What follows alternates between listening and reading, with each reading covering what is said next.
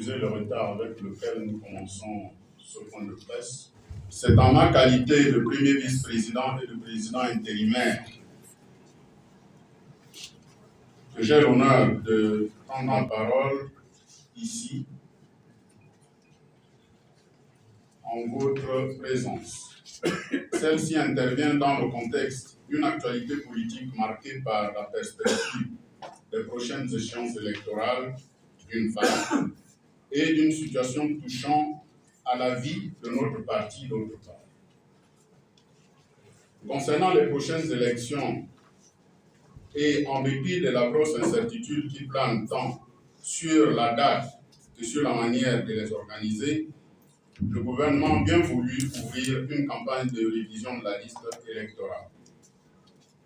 En l'absence d'un réseau routier praticable et de fourniture en électricité susceptible de couvrir l'ensemble du territoire, nous restons sceptiques quant à l'efficacité de cette opération. Comme vous l'avez constaté, même ici, nous commençons cette activité ou ce point de presse en retard à cause d'une coupure d'électricité. En l'absence d'un réseau routier praticable de fourniture d'électricité susceptible de couvrir l'ensemble du territoire, nous restons sceptiques quant à l'efficacité de cette opération. Car nous ne sommes pas convaincus par la capacité d'atteindre des objectifs louables en termes d'immatriculation du plus grand nombre de Gabonais et des Gabonaises concernées. Cette campagne d'enrôlement ressemble davantage à un geste gouvernemental pour se donner bonne conscience. Elle n'est qu'improvisation, faire semblant, enfumage de l'opinion nationale et internationale. Le pays mérite mieux. Néanmoins, pour ceux de nos compatriotes qui auront accès aux services enrôleurs, nous les invitons à la plus grande mobilisation et détermination. Nous les incitons à s'inscrire massivement sur les listes électorales afin que, le moment venu, ils puissent exercer leur droit de choisir les hommes et les femmes capables de mieux gérer désormais nos conseils locaux et de nous représenter dignement le champ du Parlement. À cet égard, je voudrais que nous sachions définitivement que nos bulletins de vote réunis constituent une véritable arme de destruction massive. Une arme de destruction massive contre un pouvoir qui a augmenté la pauvreté et le chômage des jeunes dans le pays. Un pouvoir incapable de construire des routes dignes de ce nom, alors qu'elles sont facteurs de développement et d'unité nationale. Un pouvoir qui maltraite les retraités, ignore la misère des handicapés, des mères isolées désœuvrées. Un pouvoir qui a laissé tomber l'éducation de nos enfants et qui est incapable de construire des logements et de protéger les terres de nos ancêtres face à un phénomène d'expropriation dont plusieurs compatriotes sont désormais victimes de la part de certains étrangers installés au Ghana. Notre bulletin de vote peut changer le sort du pays face au pillage de ses ressources et ses finances observées ces dernières années. Le président de notre parti, l'ami Guy Bandama, avait déclaré depuis le congrès constitutif, les démocrates, que nous n'avons pas vocation à établir une base dans l'opposition. Nous n'avons pas vocation à y faire carrière. Grâce à notre bulletin de vote, nous pouvons enfin créer l'alternance à la tête de l'État. Les démocrates sont prêts à assumer cette responsabilité historique. Dans la douceur et la sagesse, nous sommes prêts à œuvrer à l'œuvre de restauration de la République. C'est pourquoi, dans l'incertitude des dates et du mode opératoire des élections à venir, nous devons nous tenir prêts afin que nous soyons à l'abri de tout effet de surprise. L'autre actualité concernant notre formation politique est quant à elle marquée par le départ annoncé par ses soins de notre ex-président honoraire, l'ancien ami Akouré Davin Séraphin.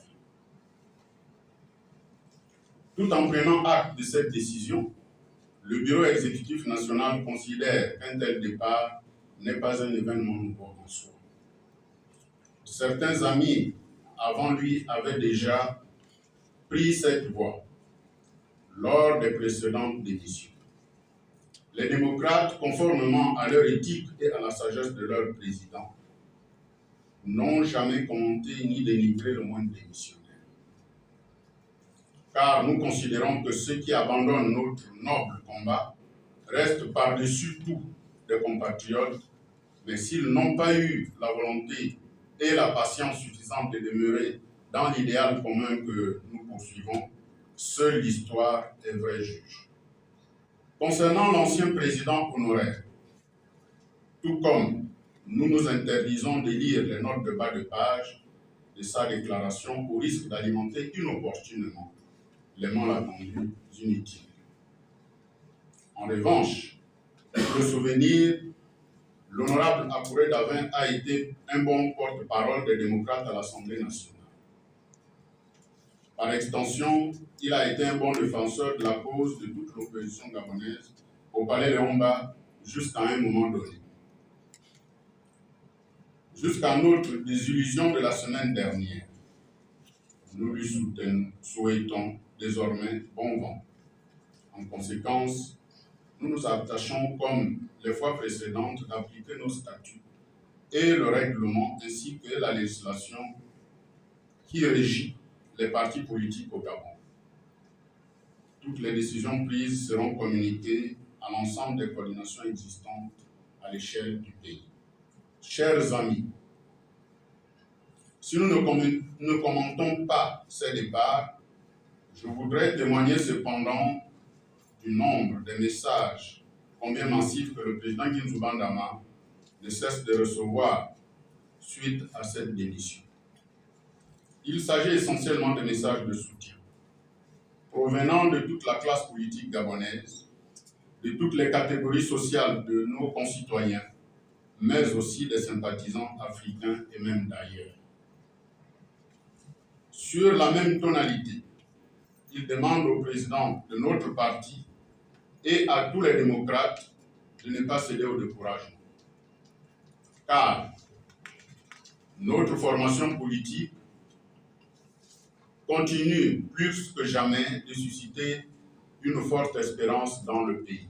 Parmi nous, de la situation judiciaire de notre leader, nous avons bon espoir que cette inquiétude prenne fin dans un proche avenir. Car, confiant jusqu'ici en la justice de son pays, le président Guinzouban Dama ne voit pas d'autre issue raisonnable que le fait de retrouver sa totale liberté avant les prochaines échéances électorales. C'est ici l'occasion de dire, une fois encore, combien nous partageons sa conviction des lendemains, tout en exhortant le pouvoir judiciaire de s'inscrire sur la voie de la raison, celle du pur droit, débarrassé de toutes les allusions politiciennes. Chers amis, le connaissant homme de terrain, je puis vous assurer que le président Guinzouban Dama brûle d'envie de descendre d'ores et déjà dans l'arène afin de sillonner toutes les localités de l'arrière-pays qu'il affectionne tant et livrer à ses concitoyens le message d'espoir qu'il a mûri ces derniers temps. Nous devons donc rester mobilisés face à toutes les manœuvres visant à porter atteinte à notre degré de motivation. C'est pourquoi je voudrais terminer le présent point de presse par cet extrait du discours de notre président à l'occasion du congrès ordinaire. Je cite: « Si tu sais où tu vas, tu n'as pas peur que des personnes t'abandonnent en cours de route. Car celui qui t'abandonne n'a pas changé ta destination. Il a juste atteint son terminus sur le chemin qui mène à ta destination. Alors toi, continue ta route. Tous ceux qui sont avec toi n'ont pas forcément la mission de te mener à bon port. Mais l'essentiel, c'est que tu saches où tu vas. Fin de citation. C'est par ces mots d'espoir que je voudrais dire, fort de cette leçon de courage, démocrates nous sommes, démocrates nous resterons, pour la restauration de la République. Je vous remercie.